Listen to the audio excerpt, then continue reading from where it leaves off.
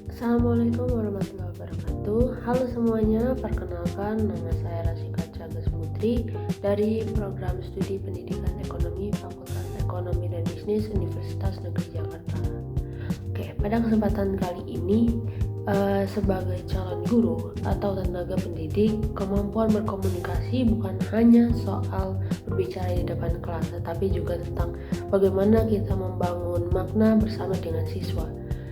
Jadi pada kesempatan kali ini salah satu teori yang bisa membantu kita untuk memahami hal ini adalah teori interaksi simbolik, yang mana teori ini dikembangkan oleh George Herbert Mead dan Herbert Blumer.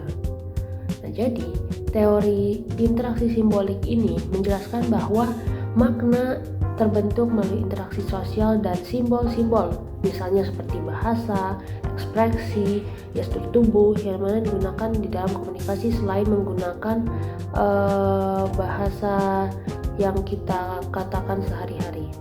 Artinya, setiap tindakan dan kata memiliki makna yang dipahami bersama, bukan hanya dari satu pihak saja.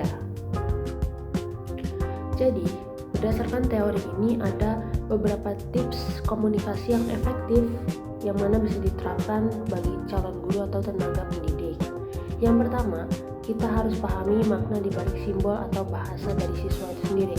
Jadi sebagai seorang guru, kita perlu memahami bahwa setiap siswa itu bisa memiliki pesan tafsiran yang berbeda-beda.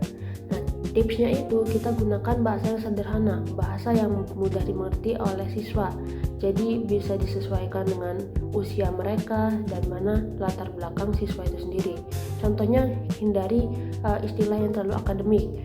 Nah, di dalam kelas, jadi gunakan perumpamaan-perumpamaan yang dekat dengan siswa agar mereka lebih memahami bahasa yang kita jelaskan. Kemudian yang kedua, dengarkan secara aktif. Jadi kita sebagai guru bisa menjadi active listening, di mana di dalam interaksi simbolik itu kita menekankan makna muncul melalui respon timbal balik. Jadi tipsnya itu dengarkan pendapat mereka tanpa langsung menilai. Jadi kita dengarkan dengan baik, terus tanpa memotong kata-kata dari siswanya. Terus juga kita perlihatkan kontak mata dengan kontak mata ataupun anggukan, dan kita bisa memberikan umpan balik yang bersifat positif.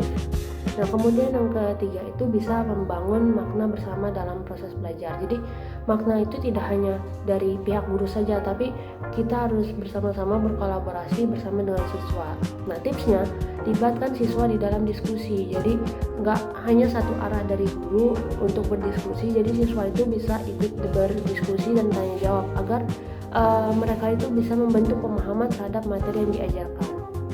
Kemudian yang keempat, gunakan simbol-simbol yang positif dalam komunikasi nonverbal itu. Contohnya gunakan gestur, ekspresi, misalnya kita senyum, terus juga intonasi yang mana yang bermakna bagi mereka.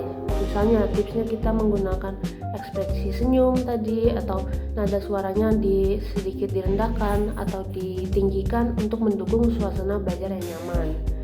Nah, kemudian yang kelima atau yang terakhir, kita bisa merefleksikan diri di mana kita menjadi peran sosial sebagai pendidik. Dalam teori ini, identitas dari guru itu akan terbentuk melalui interaksi sosialnya. Jadi komunikasi dengan siswanya akan berjalan dengan baik. Contohnya, kita jadi teladan dan tutur kata dan sikap agar guru itu bisa menjadi simbol atau nilai-nilai yang baik yang dapat dipelajari oleh siswa.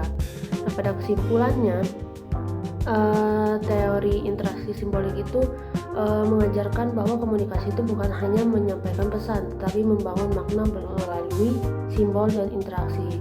Sebagai calon guru, penting untuk memahami bahwa setiap kata, ekspresi, dan sikap kita itu membentuk makna. Dengan mendengarkan secara aktif, menggunakan bahasa yang bermakna, serta membangun hubungan yang saling menghargai, dapat menciptakan komunikasi yang efektif. Maka teknik komunikasi yang baik bukan hanya tentang berbicara dengan jelas, tetapi menciptakan pemahaman bersama yang menumbuhkan semangat belajar bagi siswa dan empati di dalam proses pembelajaran. Terima kasih. Wassalamualaikum warahmatullahi wabarakatuh.